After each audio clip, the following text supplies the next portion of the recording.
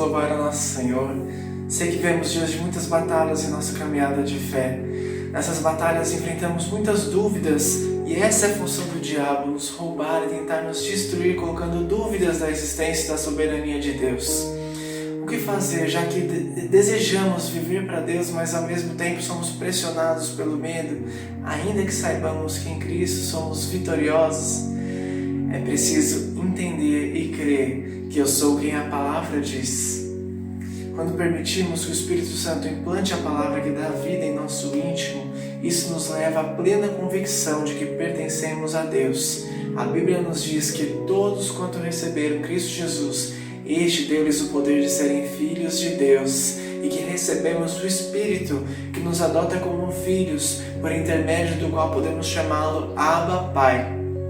Portanto, sei que todos os dias em nossos ouvidos vêm insinuações, influências para roubar aquilo que você é, mas creia que você é filho de Deus e que sobre você não existe culpa, porque a palavra diz que você é perdoado, justificado, santificado em Cristo e que agora manifesta a justiça de Deus em Cristo Jesus, por meio da fé, e esse é o maior milagre que Deus pode operar em mim e quer operar em você.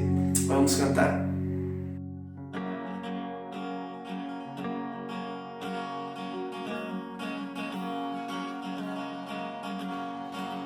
Quem sou eu para que o grande Rei me receba assim? Me perdi, ele me encontrou, seu amor por mim, seu amor por mim. Quem Deus liberta, livre enfim será. Sou filho de Deus, sim eu sou. Sua graça me resgatou, me purificou. Quando eu era um pecador, morreu por mim, sim, morreu por mim. Quem Deus livre enfim será. Sou filho de Deus, sim eu sou. Em tua casa, ó Pai, há um lugar pra mim.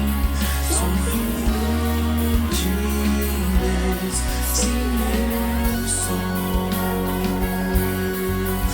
Escolhido, perdoado, eu sou quem dizes que eu sou. Tu és por mim até o fim. Eu sou quem dizes que eu sou. Escolhido, perdoado, eu sou quem dizes que eu sou. Tu és por mim até o fim. Eu sou quem dizes que eu sou. Eu sou quem dizes que eu sou. Quem Deus liberta, livre enfim será. Sou filho de Deus, sim eu sou. Em tua casa, Pai, há um lugar pra mim. Sou filho de Deus, sim eu sou. Em tua casa, ó Pai, há um lugar pra mim. Sou filho de Deus, sim eu sou.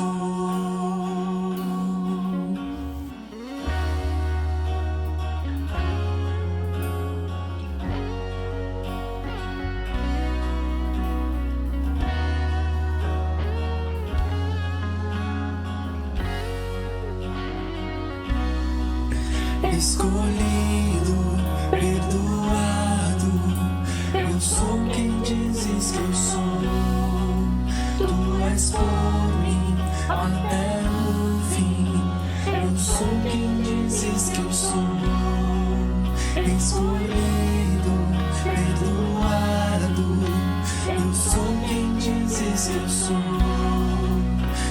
és por mim até o fim.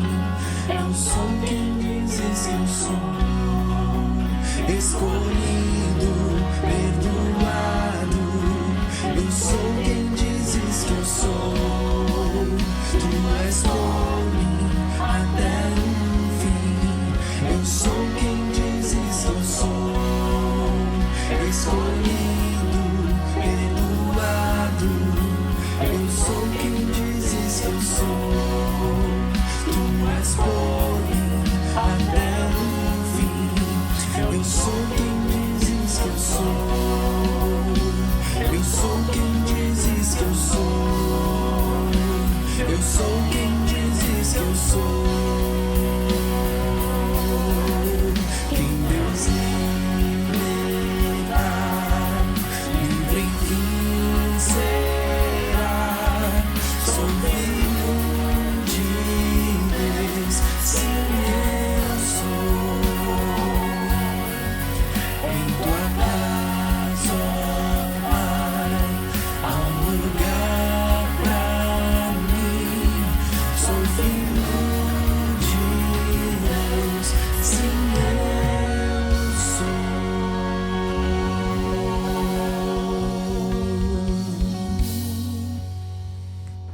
Olá a todos, quero dar algumas comunicações, entre elas uma palavra sobre o Retiro da Família.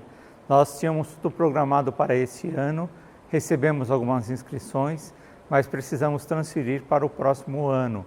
Então, assim que voltarmos a nos reunir presencialmente, vamos voltar a dar ênfase a isso e nos prepararmos ainda mais. É possível que façamos um day camp, um encontro ao ar livre, mais descontraído, para ter as pessoas por perto e tentarmos ver a igreja mais completa em um ambiente maior. Antes disso, até o fim do ano queremos fazer um encontro assim, mas o retiro mesmo da família será só para o ano que vem. Então, se você já fez sua inscrição, fique tranquilo, mantenha, seu dinheiro está reservado e outros poderão se inscrever também para fortalecer esse grupo e esse sentimento. Também quero falar sobre o Fundo de Missões. O Fundo de Missões continua todo segundo domingo do mês. Então nós temos o Fundo de Missões, a oferta para o Fundo de Missões. E quero pedir a sua gentileza, se você for fazer a sua oferta específica, escreva no envelope ou no comprovante, envie ali, anotado de alguma forma, Fundo de Missões, para que nós possamos suprir ou cooperar com a vida dos missionários parceiros que nós temos em nossa igreja. Entre eles, a Cristolândia, Portas Abertas, a Sara, a Esther, a Esther lá na Índia e as parcerias formadas nesse sentido para o sustento de missões, Ronaldo e a Joana também no sertão. Então temos prosseguido, eles não têm ficado nem um mês sem oferta por causa da sua fidelidade, por causa da sua participação. Vamos continuar fazendo da mesma forma, tá bom? Você pode fazer isso agora, então, nesse tempo em que poderemos dedicar. Na tela tem ali os números das contas da igreja, CNPJ, e depois pedimos que você envie o comprovante, ou venha até aqui na igreja, no nosso plantão semanal, e entregue o comprovante, o envelope com seu nome assinalado, para nós fazermos a designação correta do dízimo e da oferta. Ainda estamos também recolhendo mantimentos. Essa semana tivemos uma boa coleta, mas ainda pode melhorar. E se você conhece alguém que precisa de ajuda, nos fale, entre em contato conosco, venha até aqui durante a semana, ou peça para a pessoa ligar e informar a situação e agendar o horário para vir aqui retirar, tá? Fica difícil para uma pessoa ir levar na casa de todo mundo. Se não tiver condições, a gente leva, mas de preferência tente vir buscar aqui para facilitar também o nosso trabalho. E traga a sua doação, você que pode ajudar. O nosso slogan tem sido: se você tem recebido, também entregue. Entregue com alegria e com devoção, graciosamente, generosamente, aquilo que Deus tem permitido que você tenha acesso. Deus te abençoe e vamos continuar louvando a Deus. Um bom culto, uma boa celebração e vamos entusiasmados dizer a Deus o que Ele espera ouvir de nós.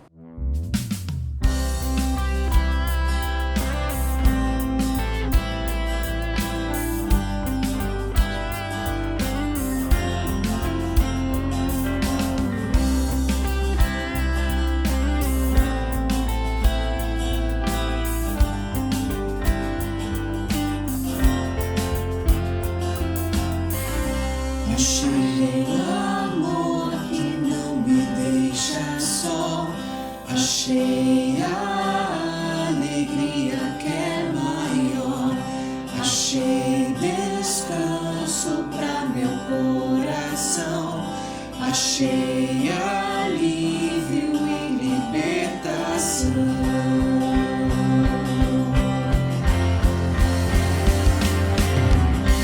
Escudo e proteção acima da razão, e te eu posso confiar.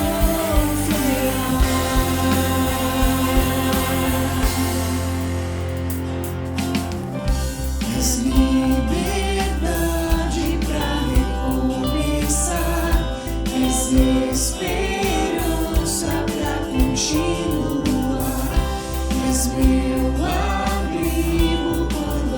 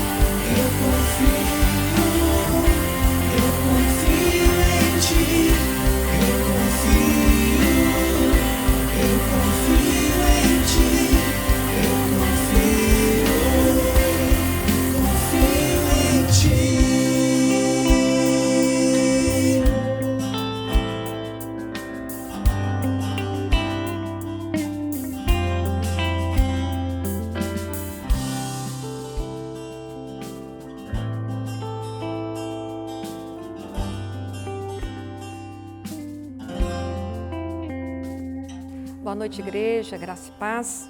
Juntos novamente para a nossa devocional. Eu queria começar a nossa devocional de uma forma diferente, contando uma história. E esta história serve também para homenagear os nossos pastores. A história diz o seguinte, o título é O Pastor que Fracassou. Um pastor de um pequeno vilarejo chegou à igreja animado e motivado para realizar mais um culto dominical. A hora passava e o povo não chegava. Depois de 15 minutos de atraso, entraram 3 crianças. Depois de 20 minutos, entraram 2 jovens. Então o pastor resolveu começar o culto com os 5 irmãos. No decorrer da celebração, entrou um casal que se sentou nos últimos bancos da igreja. Quando o pastor já estava no meio do sermão, entrou mais um senhor meio sujo, com uma corda na mão. Mesmo desapontado e sem entender o porquê da fraca participação dos fiéis, o pastor conduziu o culto animado e pregou com dedicação e zelo. Quando voltava para casa, foi assaltado e espancado por 2 ladrões que levaram a sua pasta, onde estava uma Bíblia e outros pertences de valor. Chegando à casa pastoral e após fazer os curativos nas feridas, ele descreveu aquele dia como o dia mais triste da sua vida, o dia mais fracassado do seu ministério e o dia mais infrutífero da sua carreira. Decorridos 5 anos deste acontecimento, o pastor resolveu compartilhar essa história com a sua igreja. Quando ele terminou de contar a história, um casal de grande referência naquela congregação interrompeu-lhe e disse: Pastor, o casal da história que sentou-se no fundo éramos nós. Estávamos na beira da separação em função de vários problemas e desentendimentos que haviam no nosso lar. Naquela noite decidimos pôr fim ao nosso casamento, mas primeiro decidimos ir a uma igreja para lá deixarmos as nossas alianças e depois cada um seguiria o seu caminho. Entretanto, desistimos da separação naquela mesma noite. Como consequência, hoje estamos aqui com o lar e a família restaurada.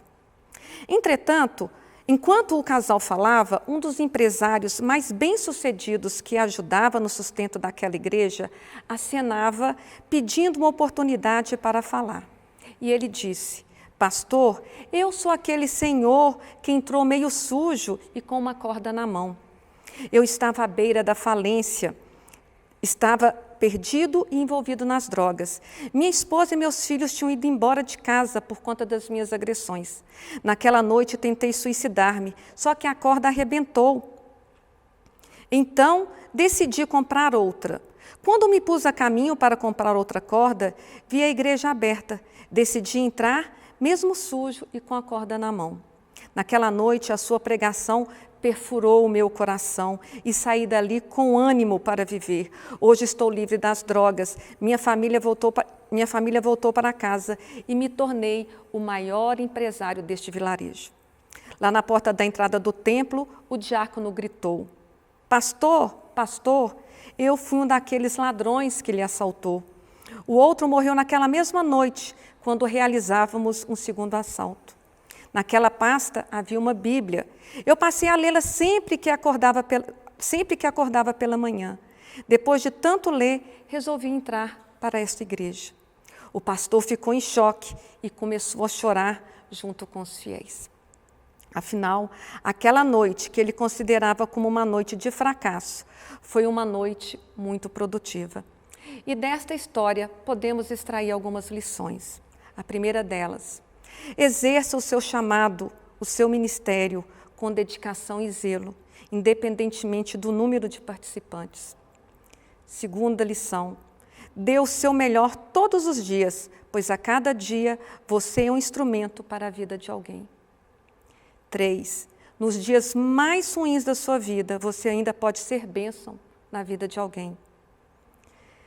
4. O dia que você considera como o dia mais infrutífero de sua vida na Terra, na verdade, é o dia mais produtivo no mundo espiritual. 5. Deus usa as circunstâncias ruins da vida para produzir grandes vitórias. E 6, nunca diga, hoje Deus não fez nada.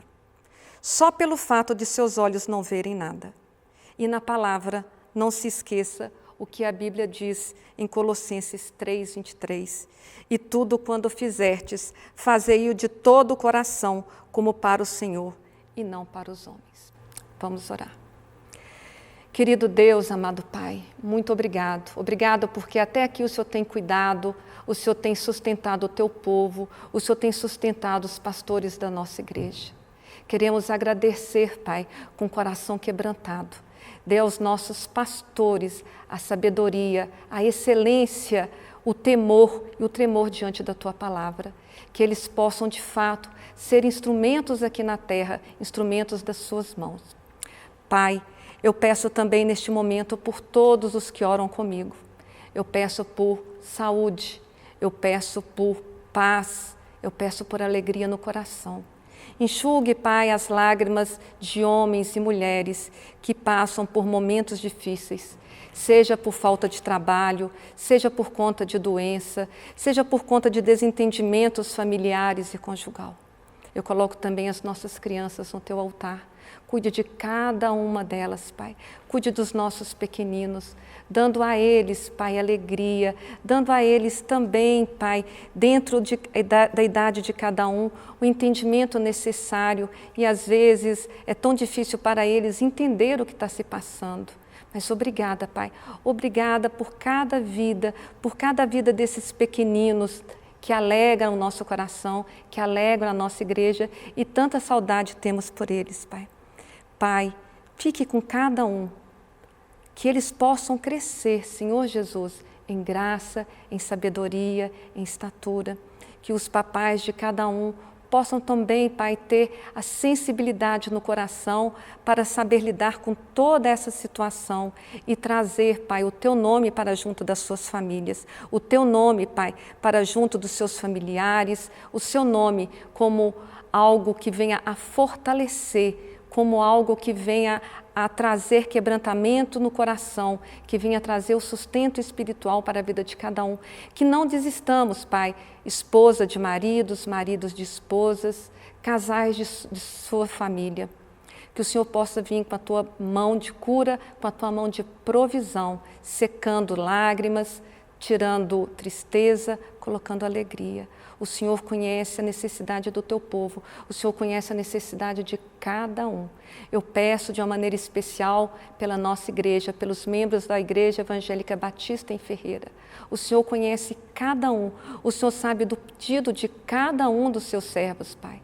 Por isso eu peço que o Senhor traga a existência, que o Senhor traga a realidade, os nossos sonhos, os nossos projetos. Seja feita, Pai, o Teu querer, seja feita a Tua vontade, que a Sua vontade prevaleça sobre a nossa. Cuide, Pai, cuide principalmente no dia de hoje dos nossos pastores. Cuide também das esposas dos nossos pastores. Cuide de todas as esposas, cuide de todos os maridos, cuide de todos os filhos. Eu peço também pelos enfermos da nossa igreja. Cuide de cada um, seja doença física, doença emocional, doença da alma, Pai. Que o Senhor possa vir a curar. O Senhor é bom, Pai. O Senhor é bom e a Sua misericórdia se renova a cada manhã. Por isso, renova, Pai, renova sobre o Teu povo as Suas misericórdias. Derrame bênçãos do céu sobre a vida do Teu povo. Esta é a oração que faço, agradecida no nome e amado de Jesus. Amém e amém. Tenha uma boa pregação, que a mensagem possa falar de uma maneira impactante ao seu coração. Boa noite. Nós vamos tomar algum tempo agora para meditarmos um pouco a respeito da situação da igreja perseguida no mundo. Agora, pelo mês de junho, é comum que nós tenhamos o Dia da Igreja Perseguida. Nesse ano de 2020, o DIP foi modificada a data para o dia 13 de setembro, mas ainda assim nós podemos tomar um momento para orarmos pela igreja perseguida, para meditarmos sobre as lições que podemos aprender com a igreja perseguida e para nos lembrarmos da necessidade constante que temos de obedecer a Deus e confiar nele, não importa o que isso possa nos custar. Gostaria de levar os irmãos a ler a palavra de Deus que está em Marcos, no capítulo 13. No Evangelho de Marcos, no capítulo 13, no versículo 12, está escrito o seguinte: o irmão trairá seu próprio irmão, entregando-o à morte, e o mesmo fará o pai a seu filho. Filhos se rebelarão contra seus pais e os matarão. Todos odiarão vocês por minha causa, mas aquele que perseverar até o fim será salvo. Há um texto aqui das Portas Abertas que diz: dos 50 países da lista mundial da perseguição, 36 têm como religião predominante o islamismo. Após a queda da cortina de ferro, o irmão André, das Portas Abertas, anteviu que o Islã se tornaria o maior desafio para a Igreja, e ele acertou. Hoje o extremismo islâmico representa a maior ameaça à Igreja. Essa ameaça não está restrita ao Oriente Médio, mas permeia grande parte da África subsaariana e do Sudeste Asiático, bem como todo o Norte da África e Ásia Central. O tema do DIP desse ano é a respeito dos cristãos ex-muçulmanos, aqueles que saíram de um caminho de vida longe de Cristo para aceitarem a Jesus como Senhor e Salvador de suas vidas. Os desafios que eles têm que viver. E são desafios semelhantes aos desafios que muitos cristãos tiveram que viver ao longo da história do cristianismo, pois o cristianismo nunca deixou de ser perseguido. Ainda que em certas partes do mundo, certos grupos de cristãos fossem aceitos, às vezes no mesmo lugar, um grupo diferente era perseguido, em outro lugar, todos os cristãos eram perseguidos, e se tornar cristão sempre foi uma decisão muito difícil, uma decisão que transforma a vida e a maneira de viver de alguém, porque ao se tornar cristão, a nos tornarmos cristãos, estamos abrindo mão de muitas coisas que o mundo tem a nos oferecer. E isso vai ser verdade em qualquer lugar do mundo. Desde o batismo de Jesus, ele foi perseguido. Ele começou a pregar e os líderes religiosos da época já queriam apedrejá-lo, queriam matá-lo, tanto que Jesus foi crucificado. De todos os apóstolos, apenas um não foi martirizado, o apóstolo João. Nesses tempos, desde o batismo de Jesus até os dias de hoje, quase 2000 anos, os perseguidores da igreja mudaram de nome muitas vezes, mudaram de bandeira, mudaram de ideologia, mas o inimigo da igreja permanece o mesmo, e também as suas estratégias.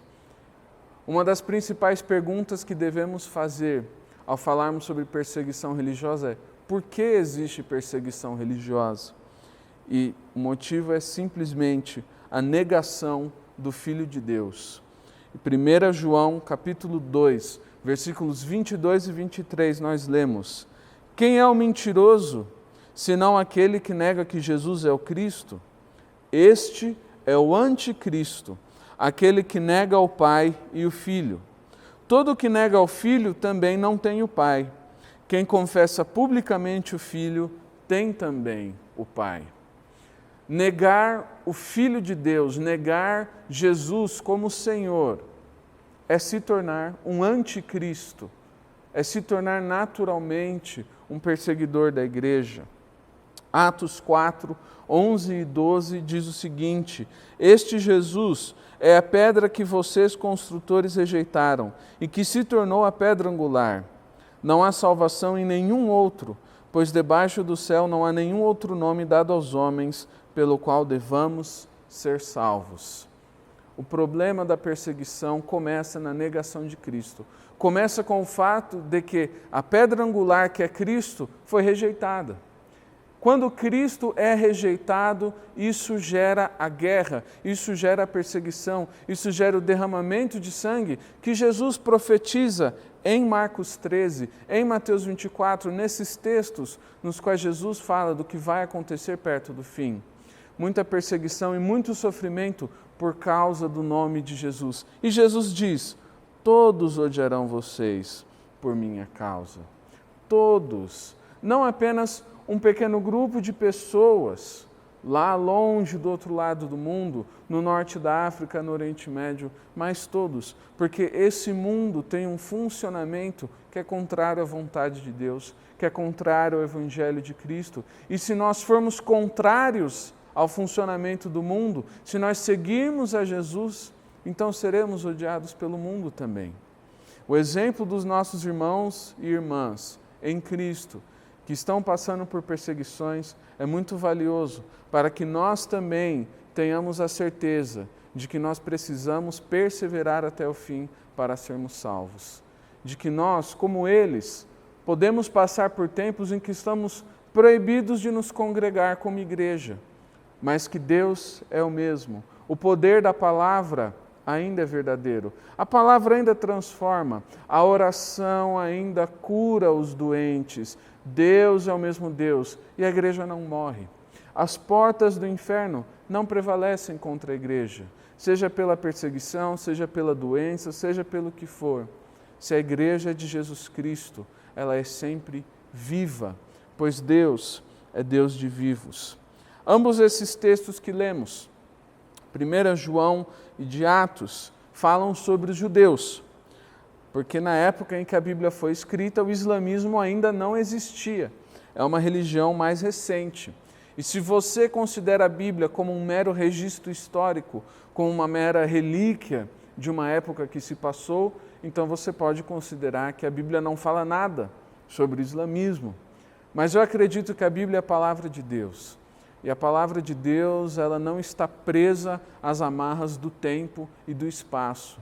Há muito que a Bíblia diz sobre situações que nem existiam naquela época, mas que nós podemos aprender sobre situações que vivemos hoje. Um desses textos eu gostaria de ler com os irmãos, que fica na carta de Paulo aos Gálatas, no capítulo 4. E eu entendo que esse texto de Gálatas, ainda mais um que fala a respeito dos judeus, também nós podemos falar a respeito deste grupo de muçulmanos que tem perseguido nossos irmãos em Cristo, muçulmanos radicais, extremistas, que perseguem os cristãos em todos os lugares. Gálatas 4, a partir do versículo 21. Digam-me vocês, os que querem estar debaixo da lei, acaso vocês não ouvem a lei? Pois está escrito que Abraão teve 2 filhos, um da escrava, outro da livre. O filho da escrava nasceu de modo natural, mas o filho da livre nasceu mediante promessa.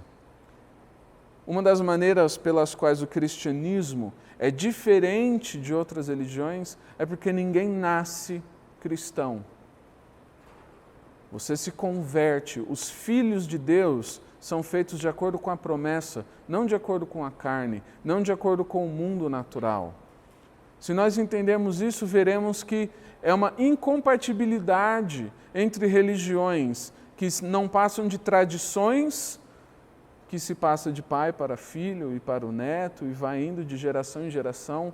Você nasce numa casa de tal religião, você é aquilo e acabou. O cristianismo não funciona dessa maneira, porque são os filhos da promessa. Os filhos da promessa são aqueles que recebem a palavra de Deus no seu coração, recebem com a devida honra e creem em Cristo como o Senhor de sua vida. Se o pai é cristão, se a mãe é cristão, amém. Se não é, não é. Mas nós somos filhos da promessa. O texto continua. Isso aqui é usado como alegoria ou ainda como ilustração. Essas mulheres representam 2 alianças. Uma aliança procede do Monte Sinai e gera filhos para a escravidão. Esta é Agar. Agar representa o Monte Sinai na Arábia e corresponde à atual cidade de Jerusalém, que está escravizada com seus filhos.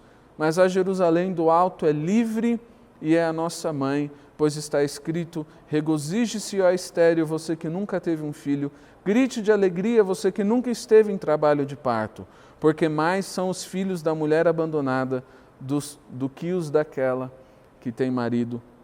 Palavra de Deus no livro do profeta Isaías. Nós vemos aqui mais uma comparação aos filhos da Jerusalém terrestre e aos filhos da Jerusalém celestial. Há religiões cujo fim está neste mundo, a dominação do mundo por meio de uma lei, por meio de uma sharia, e há aqueles cujo objetivo está no céu. São incompatíveis. Se o objetivo da nossa religião, se a nossa redenção está neste mundo, então não podemos nos entender como cristãos, pois o que Jesus nos prometeu foram moradas na casa do Pai. Jerusalém celeste é outra coisa, é outro assunto, é uma realidade mais profunda, é uma realidade espiritual. A partir do versículo 28 continuamos. Vocês, irmãos, são filhos da promessa como Isaque. Naquele tempo, o filho nascido de modo natural perseguiu o filho nascido segundo o Espírito. O mesmo acontece agora. E isso se cumpre naturalmente quando nós vemos a perseguição religiosa por parte daqueles que se identificam como os filhos de Ismael e aqueles que se identificam como filhos de Deus, aqueles a quem foi dado o dom, o poder de serem chamados filhos de Deus. Essa perseguição, ela começa desde Abraão e vem até os dias de hoje. Por quê? Por causa do Filho de Deus, por causa do Filho da promessa, por causa dessa inveja que existe, mas ainda assim, irmãos, ainda assim, falando que existem perseguidores, existem inimigos do Evangelho, são pessoas para as quais a graça de Deus se manifesta salvadora. São pessoas que são amadas por Deus como seu Criador. São pessoas que precisam ouvir o Evangelho, pois o Evangelho deve ser pregado em todo o mundo, onde há perseguição e onde não há, o Evangelho deve ser pregado. Nós estamos falando um pouco a respeito de perseguição religiosa e eu não quero falar a respeito de coisas que eu não entendo. Eu não sei o que é viver perseguição religiosa. Isso é algo que eu tenho que admitir. Eu não tenho essa experiência de vida. Na minha vida, na minha experiência, eu vejo que a fé cristã é atacada de uma maneira muito diferente de perseguição. Ela é atacada através de uma subversão no lugar da violência. Eu tenho percebido nesses últimos tempos que são apenas duas frentes nas quais o inimigo ataca a igreja, porque o resultado final é o mesmo. Quando o inimigo persegue os cristãos, o que acontece é que nós somos tentados a desanimar e a desistir. E quando o inimigo subverte o ensino da igreja, também nós somos tentados a desanimar e a desistir. Porque o que o inimigo pode tentar fazer é causar desânimo na igreja. Você, meu irmão, que é salvo em Jesus Cristo, nada pode tirar a sua salvação. O maligno não pode te tocar, ele não pode fazer nada que possa tirar a salvação que você tem em Cristo. O máximo que o inimigo pode fazer com você é te deixar desanimado para que você não brilhe a sua luz e para que você não compartilhe a verdade de Jesus com as pessoas. Tudo aquilo que te desanima, tudo aquilo que te tira do plano que Deus tem para a sua vida, isso é um tipo de perseguição. Se não é uma perseguição violenta, é uma perseguição subversiva. A mais importante decisão que nós podemos tomar em respeito e honra aos nossos irmãos perseguidos em todo o mundo, como igreja, é a decisão de nos mantermos animados e compromissados com o plano que Deus tem para nós. Porque é esse ânimo que fará o nome de Jesus famoso em toda a terra.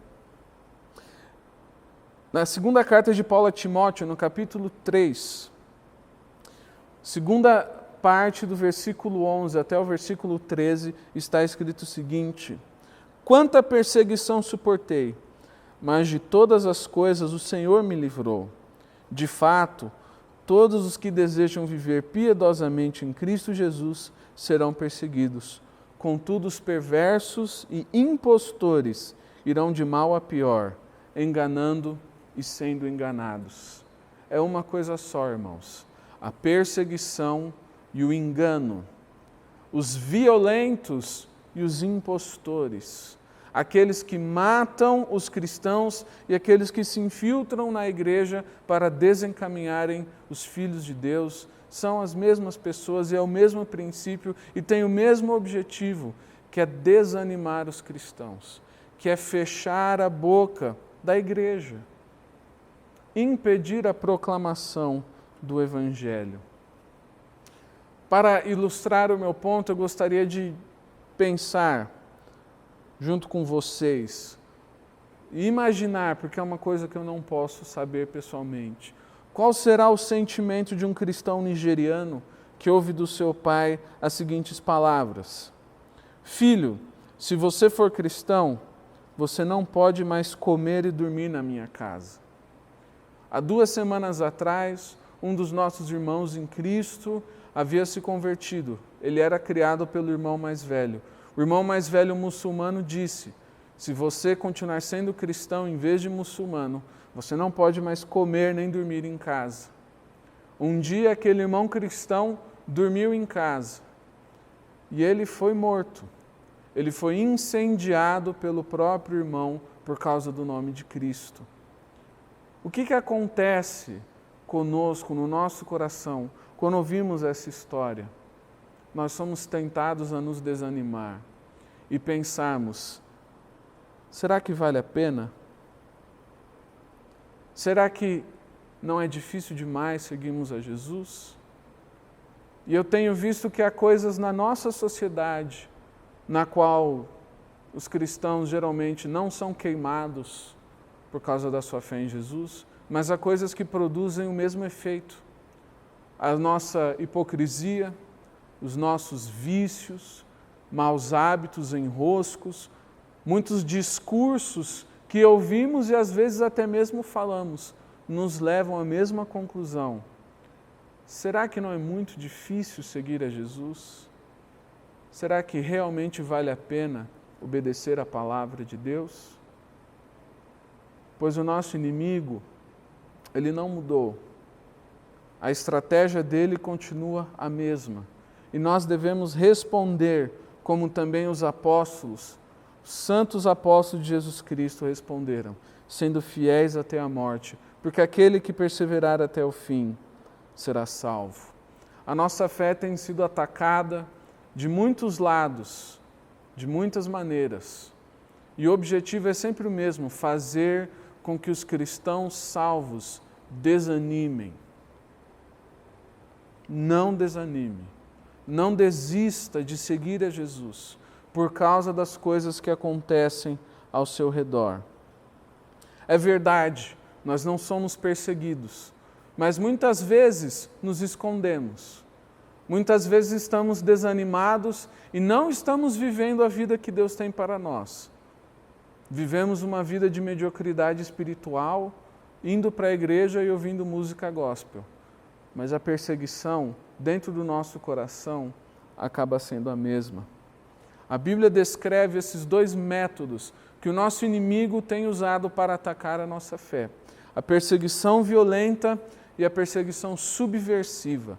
Eu gostaria de ler 3 textos que falam a respeito desses métodos. O primeiro, a respeito da perseguição violenta, na primeira carta de Paulo aos Tessalonicenses, é isso que os nossos irmãos estão vivendo na Nigéria, isso que os nossos irmãos estão vivendo na Coreia do Norte, é isso que os nossos irmãos estão vivendo na Somália, na Eritreia, no Afeganistão, em tantos lugares do mundo. Primeira carta de Paulo aos Tessalonicenses, capítulo 2, a partir do versículo 14. Porque vocês, irmãos, tornaram-se imitadores das igrejas de Deus em Cristo Jesus, que estão na Judéia. Vocês sofreram da parte dos seus próprios conterrâneos as mesmas coisas que aquelas igrejas sofreram da parte dos judeus, que mataram o Senhor Jesus e os profetas e também nos perseguiram.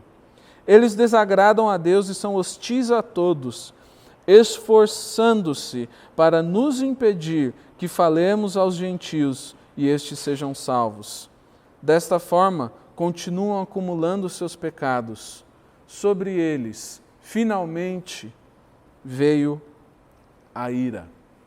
Esse texto fala a respeito de uma estratégia utilizada pelo nosso inimigo, que é impedir que o Evangelho seja pregado. Está falando de pessoas que se esforçam para que ninguém se converta a Jesus Cristo. Isso aconteceu nos tempos de Paulo, isso tem acontecido nos últimos anos, isso acontece ainda hoje. E será que é isso que nós temos vivido? Nós aqui como igreja no Brasil, se não, é possível que estejamos vivendo outra coisa. A perseguição violenta visa impedir a palavra de ser pregada, para que as pessoas não conheçam a verdade. O nosso inimigo tem medo de pessoas salvas, porque ele sabe que uma ovelha verdadeiramente resgatada tem o poder de resgatar muito mais vidas, muitas outras ovelhas. Mas os planos do nosso inimigo são constantemente frustrados pelo nosso Senhor. E a palavra não consegue ficar escondida por muito tempo. É uma luz que não pode ser oculta, pois ela é mais forte do que o próprio sol. Quando as pessoas começam a ouvir a verdade, quando as pessoas começam a conhecer a verdade, então o nosso inimigo passa para o seu outro plano. E ele vai ser encontrado se nós irmos mais adiante na palavra de Deus, na carta de Judas e também na segunda carta de Pedro. Lá em Judas, no versículo 4, está escrito o seguinte: pois certos homens, cuja condenação já estava sentenciada há muito tempo, infiltraram-se dissimuladamente no meio de vocês. Estes são ímpios, transformam a graça de nosso Deus em libertinagem e negam Jesus Cristo, nosso único soberano e Senhor. Também em 2 Pedro, capítulo 2, um pouquinho antes, na palavra de Deus, versículos de 17 a 19, está escrito: esses homens, esses que a Bíblia chama de infiltrados, dissimulados, esses homens são fontes sem água e névoas impelidas pela tempestade. A escuridão das trevas lhes está reservada, pois eles, com palavras de vaidosa arrogância e provocando os desejos libertinos da carne, seduzem os que estão quase conseguindo fugir daqueles que vivem no erro. Prometendo-lhes liberdade, eles mesmos são escravos da corrupção, pois o homem é escravo daquilo que o domina. Esse é o cerne daquilo que eu quero trazer para os irmãos hoje da parte da palavra de Deus. O homem é escravo daquilo que o domina. No início lemos Gálatas capítulo 4. Nós não somos filhos da escrava, mas da livre. Não somos filhos da escravidão, somos filhos da promessa. Mas a palavra de Deus diz: o homem é escravo daquilo que o domina. E o que tem buscado nos dominar as nossas vidas nesse tempo em que temos vivido? De que maneiras o diabo tem tentado nos dominar? A subversão descrita aqui em Judas, descrita também em Pedro, o objetivo dela é manchar e modificar a palavra que está sendo pregada, para que as pessoas não consigam discernir a verdade da mentira. Misturando a verdade com a mentira, fica mais fácil afastar os cristãos do caminho da santidade. Se você abrir o site das Portas Abertas, hoje, você encontrará um vídeo de um pastor da Indonésia que foi atacado com facões por causa da sua fé em Jesus Cristo. Ele mostra as suas cicatrizes no rosto, nos braços. Um homem que ficou à beira da morte por causa do seu amor com Jesus. A fé é atacada com facões na Indonésia para fazer os cristãos desistirem. E aqui, como a nossa fé é atacada? O que tem feito os cristãos desanimarem e desistirem do caminho estreito que Deus nos propõe?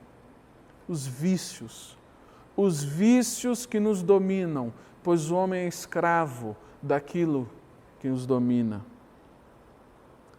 Na Coreia do Norte, os cristãos são alienados de suas famílias, sendo enviados para campos de trabalho forçado. Mas aqui no Ocidente, os cristãos são alienados de suas famílias por meio das drogas. E isso também é algo que fere e ataca a fé de muitos cristãos que estão do nosso lado. Nós não devemos, irmãos, nos sentirmos seguros nesse mundo. Devemos nos sentir seguros nos braços do Senhor. Ele nos dá a segurança. Deus é a nossa rocha, a rocha eterna na qual não há engano. Nós estamos seguros em Deus, mas este mundo nos odeia, pois Cristo prometeu: todos odiarão vocês por minha causa. E Deus fala por meio do apóstolo Paulo: todos aqueles que desejam viver piedosamente sofrerão perseguições. Portanto, irmãos, entendamos que tudo aquilo que nos aprisiona, tudo aquilo que nos escraviza, isso também ataca a nossa fé. E devemos rejeitar essas coisas, porque não somos filhos da escrava, mas da livre. E o texto de Gálatas continua, Gálatas capítulo 5, versículo 1, foi para a liberdade que Cristo nos libertou, portanto, permaneçam firmes e não se deixem submeter novamente a um jugo de escravidão. Nós vivemos neste planeta, no qual o nosso inimigo tem um objetivo apenas: nos escravizar. Essa escravidão vem de muitas maneiras. E eu tenho visto essa escravidão por meio de um engano. Quando acreditamos no engano de Satanás, nós somos levados a viver uma vida que não tem a alegria que Deus nos dá, que não tem o poder que Deus nos dá, que não tem a liberdade que Deus nos dá. E se vivermos dessa maneira medíocre, sem alegria, sem poder e sem liberdade, então estaremos sendo tão silenciados quanto a igreja que está do outro lado do mundo, sobre a qual paira a ameaça da morte. Uma vida destituída de sentido e de propósito, uma vida de desânimo é aquilo que o nosso inimigo deseja para nós. Aquilo que meditamos hoje é apenas uma das muitas lições que podemos aprender com os nossos irmãos que estão sendo perseguidos ao redor do mundo. Irmãos que fazem parte do mesmo corpo, que comeram da mesma carne e beberam do mesmo sangue, que foram batizados com o mesmo batismo e selados com o mesmo Santo Espírito. Podemos ter certeza que aquilo que o nosso inimigo está tentando fazer lá, ele também está tentando fazer aqui. Hoje nós temos a certeza de que podemos lutar com os nossos irmãos em oração, para não deixarmos o nosso inimigo vencer. Se nesse momento, ao falarmos um pouco a respeito disso, o seu coração foi tocado pelo Espírito Santo de Deus e pela Palavra de Deus, e se você agora está se perguntando, o que eu posso fazer para ajudar? O que eu posso fazer para ajudar os meus irmãos que estão sendo perseguidos? Nós podemos orar, nós podemos ir, nós podemos contribuir, mas a parte mais essencial e mais importante é ser aquele e aquela que Deus te criou para ser. Seja a pessoa que Deus te criou para ser. Viva os planos de Deus para a sua vida. Porque se você viver os planos de Deus para a sua vida, o nome de Jesus será feito famoso. E esse é o objetivo da igreja perseguida. O objetivo da igreja perseguida é fazer o nome de Jesus famoso. Toda a igreja tem o mesmo objetivo, fazer o nome de Jesus famoso, pregar o Evangelho, glorificar a Deus, e todas as outras coisas são secundárias. Se você cumprir com fidelidade o objetivo que Deus tem para a sua vida, O nome de Deus será glorificado neste mundo. E os seus irmãos em Cristo certamente se alegrarão com você. Quero encerrar lendo o texto que está em Apocalipse, no capítulo 13, no versículo 10. E tentar responder uma pergunta que, na verdade, não tem resposta. Não sei se você já parou para se perguntar: por que que os meus irmãos estão sendo perseguidos dessa maneira e eu não? Por quê? E eu quero lembrar aos meus irmãos que não há nada na história do mundo que fuja do controle de Deus. Deus está no controle de tudo isso. E Deus diz em Apocalipse 13:10, se alguém há de ir para o cativeiro irá. Se alguém há de ser morto à espada haverá de ser morto. Aqui estão a perseverança e a fidelidade dos santos. Nós podemos sim nos entristecer e nos condoer por nossos irmãos que passam por perseguições, mas nunca duvidar do Senhor, porque mesmo passando por tudo isso, eles estão sendo sustentados pelo Espírito Santo de Deus, e o sacrifício deles é para que o nome de Jesus seja feito famoso em toda a terra. Graças a Deus pela sua palavra e que Deus abençoe a sua igreja.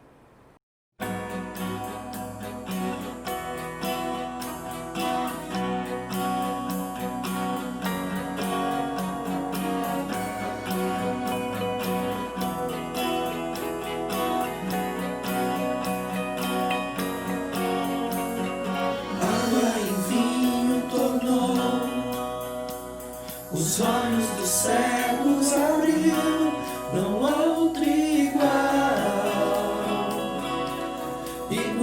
a Deus.